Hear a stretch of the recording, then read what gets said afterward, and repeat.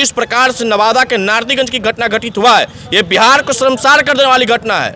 ये इस तरह की घटना 90 के दशक में सुना करते थे। इस तरह की घटना हम 2005 से पहले सुनते थे, जहां सुशासन की दावा होता है, जहां पर कानून की बात होती है। उस राज्य में इस प्रकार की घटना होगा ये हमें विश्वास नहीं था। इससे पूरे बिहार दहशत में है। पुरुषोत्तम जी, इस घटना का जिम्मेवारी, मुख्य जिम्मेवार किनको मानते हैं? प्रशासन को मानते हैं। जब पीड़ित परिवार उन दबंगों से पीड़ित था, आपके पास गुहार लगाया, आपने क्या इनको मदद किया भाई साहब? ये पूरे परिवार दहशत में, आपने गिरफ्तार कर लिया, जेल चले गए। इससे मामला खत्म होने वाला नहीं है। वो जेल से फिर आएगा, फिर बाहर आएगा, फिर इनको साथ उसी प्रकार का दहशत करेगा। कह देता हूं कि एक घटना घटित किसी दबे कुचले परिवार के साथ हुआ होता, किसी दलित परिवार के साथ होता, तो ये धर्मशिला अस्पताल में लाइन लगा होता नेताओं को। आज एक ब्राह्मण परिवार की बेटी के साथ हुआ है, एक स्वर्ण की बेटी के साथ। इस प्रकार से मानसिकता से लोग इनको छोड़ दिए। एक भी नेशनल मीडिया स्ट्रीम ने इस घटना को नहीं चलाया।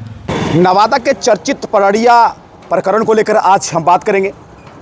नवादा के पररिया जो नारदीगंज प्रखंड में पड़ता है, और 21 तारीख की रात में सुनील यादव नामक व्यक्ति और उनके समर्थकों के द्वारा, उनके गुर्गों के द्वारा एक ब्राह्मण परिवार के घर जाता है और उस ब्राह्मण परिवार को अपने कब्जे में करता है, मारपीट करता है। मारपीट करने के बाद एक महिला के साथ में ऐसी क्रूरता करता है जो पूरे बिहार और देश दुनिया का जो है दिल दहल गया। जैसे ही ये वीडियो आप तक पहुंचा और कहीं न कहीं आपका भी दिल और रोंगटे खड़े हो गए होंगे। अभी एक निजी अस्पताल में उसका इलाज चल रहा है और हमारे साथ में आज पटना से चलकर आए हैं बात करने के लिए स्वर्ण सेना से पुरुषोत्तम जी हैं। जो बात करें तो स्वर्णों की को लेकर जो है आवाज़ों को मदद करते हैं, बुलंद करते हैं, और आज पीड़ित परिवार को जो है मिलने के लिए आए हैं, देखने के लिए आए हैं। देखिए, बहुत ही मानवता को शर्मसार कर देने वाली घटना ये नवादा से आया है, जहां एक और बिहार में राजनीतिक हर पार्टी के द्वारा चुनावी समर में महिलाओं को लेकर के लंबी लंबी वादा किया जा रहा है। कोई महिलाओं की सशक्त करने की दावा कर रहा है, तो कोई महिलाओं को मजबूत करने के लिए कई तरह की योजनाएं चला रहे हैं। उसी बिहार में एक महिलाओं के साथ जघन्य अपराध होता है और सारे लोग मौनी समस्या कर लेते बिहार के नेता लोग।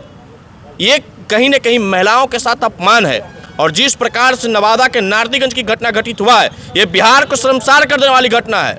ये इस तरह की घटना 90 के दशक में सुना करते थे। इस तरह की घटना हम 2005 से पहले सुनते थे, जहां सुशासन की दावा होता है, जहां पर कानून की बात होती है। उस राज्य में इस प्रकार की घटना होगा ये हमें विश्वास नहीं था। इससे पूरे बिहार दहशत में है, और खास करके पीड़ित परिवार दहशत में। जिस प्रकार आपने देखा अस्पताल में पूरे फैमिली को मार के मतलब अधमरा कर दिया गया है। ये भाई है, इनकी हाथ को तोड़ दिया गया है। ये पूरे फैमिली को जिस प्रकार से कठोर पिटाई की गई, ये बिल्कुल निंदनीय है। और ऊपर से भाई ने हमको बताया, रोंगटा खड़ा हो जाता है, लगता है कि फिर से लड़ाई लड़नी पड़ेगी। आप बताइए, अस्पताल सवाल है, अस्पताल प्रशासन की जिम्मेदारी है। 72 घंटे बीत गए, 72 घंटे से भी ज्यादा बीत गए। बताइए, इस प्रकार की घटना में आप अभी तक के कार्रवाई कठोर नहीं कर पाए, ये कहने की प्रशासन की विफलता को दर्शाता है। अभी तक मेडिकल टीम गठित नहीं हुआ है। भाई साहब, मेडिकल टीम और ये जो हॉस्पिटल, इन्होंने हमको बताया कि जब एम्बुलेंस पर थे तो एम्बुलेंस के ड्राइवर बोलता कि मारो और मारो। ये इसको किसने हिम्मत दिया है भाई? वो एम्बुलेंस ड्राइवर को तत्काल निलंबित किया जाए, हम उसके लिए लड़ाई लड़ेंगे। ये मानवता को आपने क्या कर दिया? कलंकित आपने कर दिया मानवता को। पुरुषोत्तम जी, इस घटना का जिम्मेवारी, मुख्य जिम्मेवार किनको मानते हैं? प्रशासन को मानते हैं। जब पीड़ित परिवार उन दबंगों से पीड़ित था, आपके पास गुहार लगाया, आपने क्या इनको मदद किया भाई साहब? ये पूरे परिवार दहशत में, आपने गिरफ्तार कर लिया, जेल चले गए। इससे मामला खत्म होने वाला नहीं है। वो जेल से फिर आएगा, फिर बाहर आएगा, फिर इनको साथ उसी प्रकार का दहशत करेगा। सवाल है कि आप सवर्णों की बात करते हैं, और आप ही हम सवर्णों की बात नहीं, बिहार की भी बात करते हैं, महिलाओं की भी बात करते हैं। और ये बिहार सिर्फ सवर्ण की महिला नहीं थी, पूरी बिहार की बेटी थी। अगर बिहार की बेटी को जात में बांट दिया गया है, तो मैं स्वीकारता हूं, मैं अपने समाज के महिलाओं की रक्षा के लिए पुरुषोत्तम आज बलिदान भी दे देगा, लेकिन माँ बहनों पे आंच आएगा, कदापि बर्दाश्त नहीं करेंगे। बिहार के deputy CM Vijay Kumar Sinha ji zero tolerance की बात करते हैं और भय मुक्त वातावरण की बात करते हैं। देखिए, अब यहाँ पे पॉलिटिक्स होता है, यहाँ पे वोट बैंक की राजनीति होती है। मैं कह देता हूं कि एक घटना घटित किसी दबे कुचले परिवार के साथ हुआ होता, किसी दलित परिवार के साथ होता, तो ये धर्मशिला अस्पताल में लाइन लगा होता नेताओं को। आज एक ब्राह्मण परिवार की बेटी के साथ हुआ है, एक स्वर्ण की बेटी के साथ। इस प्रकार से मानसिकता से लोग इनको छोड़ दिए। एक भी नेशनल मीडिया स्ट्रीम ने इस घटना को नहीं चलाया। मैं तो धन्यवाद आप सबों को देता हूं कि आपने इस घटना को हम सब तक पहुंचाने का प्रयास किए। भले हम 2-3 दिन लेट पहुंचे किसी कारणवश, लेकिन इस परिवार के लिए हमें अंदर से पीड़ा था। हमने जाके एक बड़े नेता से मिल करके कठोर कार्रवाई करवाएं। उनकी नाम नहीं लेंगे, उनकी भी चुनावी है, लेकिन मदद उन्होंने किया। और आगे भी उस पर जितना भी कठोर कार्रवाई होगा। पीछे हटने वाले ने लड़ाई अब लंबी लड़ी जाएगी। उस पर आखिर वैसे क्रिमिनलों को, ऐसे अपराधियों को कौन संरक्षण दे रहा है? क्योंकि सुशासन की सरकार है और सुशासन की सरकार में वो सुनील यादव जो व्यक्ति अपराधी है, उस पर पहले भी कई मुकदमा प्रशासन खुद गछ रही है कि 20 से ऊपर मुकदमा है। आखिर इस प्रकार की जब होगी, बहुत ही जिम्मेदारी होता है थाना प्रभारी का। एक थाना के अंदर मैं तो बहुत चिंतित हूँ आज कि हमने थाना प्रभारी को नवादा से 2 कॉलम ने किया, बात करने के लिए भी रेडी नहीं। बताइए कि आम जनता के साथ क्या होता होगा हरस।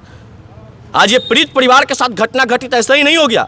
ये लोग कितने बार थाने के दरवाजे के, कानून के दरवाजे के, इन लोग को मदद नहीं मिला। जब हमारी फोन नहीं उठा तो इन लोगों को क्या फोन उठता होगा, आप समझ लीजिए। ये सारी चीज़ दर्शाता है कि इन लोग के अंदर अहंकार बैठा हुआ है। ये अपने आप को डीजीपी से ऊपर की चीज़ समझ रहे हैं। तो ये आप मत समझ लीजिए, आपकी गलतफहमी है। राम पुरुषोत्तम राज है, डंके के चोट पर लड़ाई लड़ते हैं और कार्रवाई करवाते हैं। आपको समझा देंगे। थाना प्रभारी महोदय, आपने फ़ोन नहीं इग्नोर किया है, आपको समझ में आएगा कि थाना का फ़ोन इग्नोर करने का मतलब क्या होता है। सवाल है कि जनप्रतिनिधि को जनता वोट देता है। यहाँ स्थानीय जो विधायक हैं वो एक महिला हैं।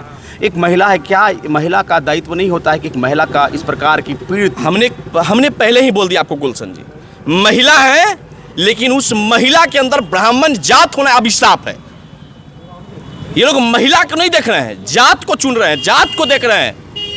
और जिन विधायिका की आप बात कर रहे हैं, वो विधायक कैसे बने हैं, उनकी पारिवारिक बैकग्राउंड क्या रहा है, वो किसी से छिपा हुआ नहीं है। और वो किस पार्टी से ताल्लुक़ रखते हैं, किस जाति से ताल्लुक़ रखते हैं, वो आप सबसे पड़े नहीं है। तो इस तरह की घटना घटित हो रही है। क्या लगता है इस पूरे प्रकरण को जातिगत चश्मे से देखा जा रहा है? निश्चित रूप से, इसमें कहीं कोई दो राय नहीं है। इसमें कहीं कोई दो राय नहीं है। बिल्कुल जातीय चश्मे से ही देखा जाए इस तरह की घटना घटित को।